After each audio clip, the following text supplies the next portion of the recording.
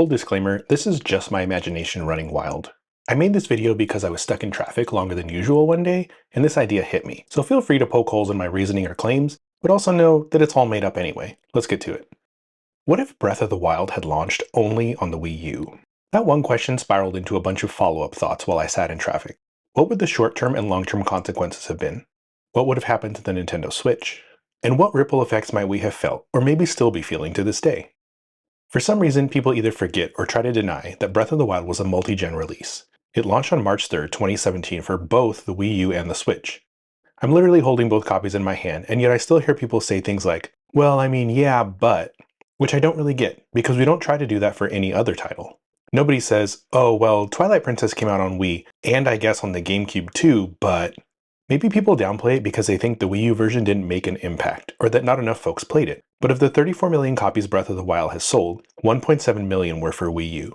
Not an insignificant number, though yeah, it's small compared to the 32 million plus sold on Switch. As far as we know though, the game was originally supposed to be Wii U only. The plan was for a 2015 release of what we knew back then as Zelda Wii U. So of those 32 million Switch copies sold, how many of them could have been for the Wii U instead? Breath of the Wild was a system seller, a true killer app as it were, and it moved a lot of Switch units at launch. So to answer that first question, what would the short-term consequences have been if the game had launched exclusively on Wii U? I think we would have seen a significant bump in Wii U console sales, maybe even a meaningful second wind. How many? That's hard to pin down exactly, but I'd argue it could have been sizable. Again, great games move systems. Just look at how Astro Bot is positioned on the PS5, or what God of War Ragnarok has done. Or, on the flip side, look at Xbox right now, its lack of exclusives, and how that has led to a shift away from hardware, more towards publishing. So, let's throw some numbers down, and if you've been waiting to tear me apart, here's your chance. If Breath of the Wild had released only on Wii U, I think it could have sold around 10 million copies. Of those, I believe at least half would have been from new console owners, 5 million. That means that instead of the Wii U topping out at 13.5 million units sold, we could have seen something closer to 18 million. And yes, I realize that's an optimistic projection. The Wii U had already struggled to attract buyers, even with major releases, but a game like Breath of the Wild, as a true exclusive, might have been just a thing to turn heads and spark a late cycle research.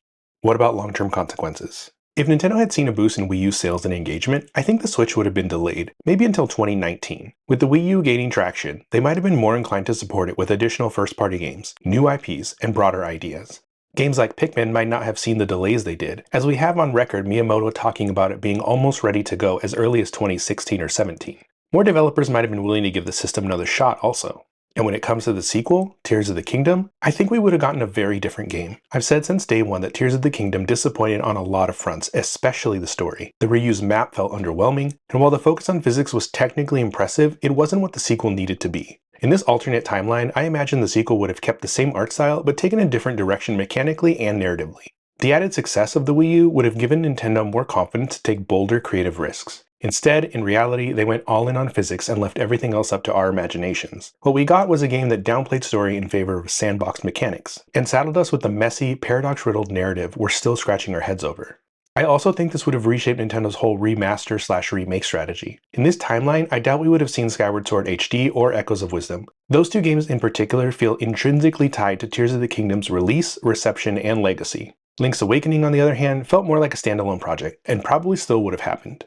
Now yes, there are valid concerns about Breath of the Wild's performance on the Wii U. Even the Switch struggled to run it smoothly, and until the Switch 2 shows up, performance issues are going to remain part of the conversation. But would those technical shortcomings have held it back that much? I don't think so. The sense of wonder and awe the game inspired would have still been there on Wii U. In fact, I believe the Wii U version could have been better, at least creatively. It's almost a given that Nintendo removed gamepad functionality from the Wii U version. Why? Because they didn't want their flagship console's version to look worse. The idea that the quote inferior console could offer a more immersive experience, that probably was a marketing no-go. But in this alternate reality, the gamepad would have played a core role, mirroring the Sheikah Slate and letting players interact directly. This wouldn't have been like the motion controls of Skyward Sword, which were divisive at best. This would have been something different, intuitive, immersive, and potentially revolutionary. The kind of mechanic fans had hoped the Wii U would deliver all along, not something forced or awkward like Star Fox Zero was. And of course, when the Switch did eventually launch, we would have seen Breath of the Wild Deluxe pretty quick. Just like we did with Mario Kart 8, Donkey Kong Tropical Freeze, and others, the quote deluxe era would have still happened, just on a different timeline. So yeah, was any of this likely? Probably not. But is it fun to think about? Definitely. This is just what went through my head as I sat in traffic one day recently and started going down this rabbit hole of ideas. The Switch 2 is on the horizon, with Breath of the Wild and Tears of the Kingdom set to be part of its launch lineup. When will we see a new 3D Zelda game that finally deviates from these two? Who knows? That's another place we could speculate, but that's for another day. I hope you've enjoyed this video, and if you haven't already, like and subscribe. That's all for now, and we'll see you next time.